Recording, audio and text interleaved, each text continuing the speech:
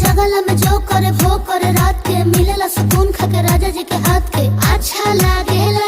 कमर ककरी से भइल काटा हराबा हो गलिया लागेला जान टमाटराबा हो गलिया लागेला जान टमाटराबा हो।